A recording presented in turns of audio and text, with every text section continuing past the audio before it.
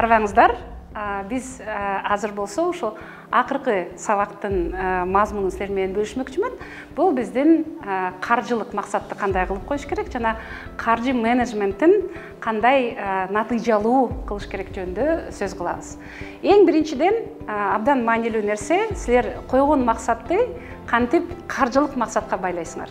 Ошол процесс абдан маанилүү. Мисалы айталы, силер айтасыңар, мен деген машина алгым келет, бул машина алгым келет деген бул жөн эле кыял.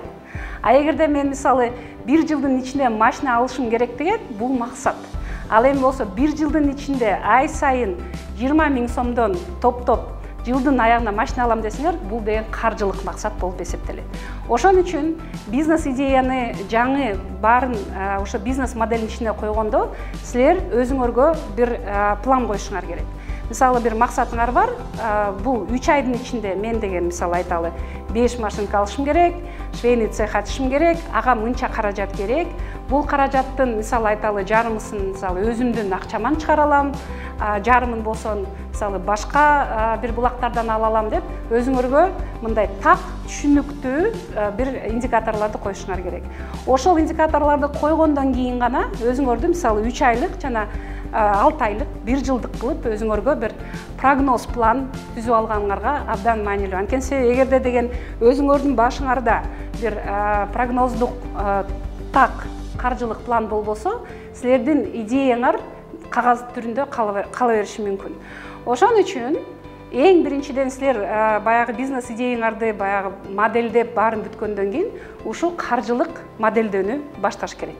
Биринчиси кандай акча агымдар болот, кайсыл өзүңөрдүн кызматыңардан, продуктуңардан, товарыңардан кандай агымдарды аласыңар, кандай чыгаршалар болот жана кандай кирешелер болот.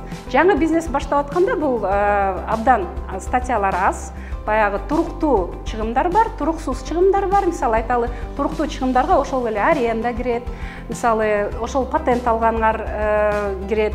Мисалы айталы, ошол айлык берген бүт чыгымдардын баарын биз туруктуу чыгымдар деп айтабыз.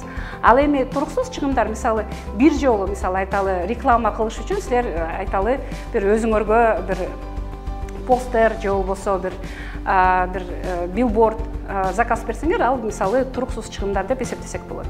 Ал эми ай сайын туруктуу чыгымдар, ай сайын боло турган чыгымдар, ошонун баарын расчет жазап, туруксуз чыгымдарга балким бир 10% өзүңөргө запас калтырып коюп, амортизация, ошонун баары тең эле туруктуу чыгымдарга кирет.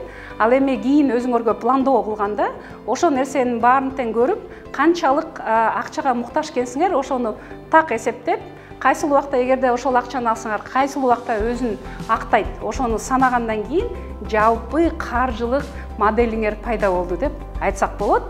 Эми болсо ушул бүт өткөн темалардын аркасында ушул каржылык пландоо процессин баарын тең силердин иштептериңерге чагылдырып, көрсөтүп, анан ошол жерге submit киргизип койсоңор, силер толук ушул курсту ийгиликтүү аяктадыңар деп эсептейбиз.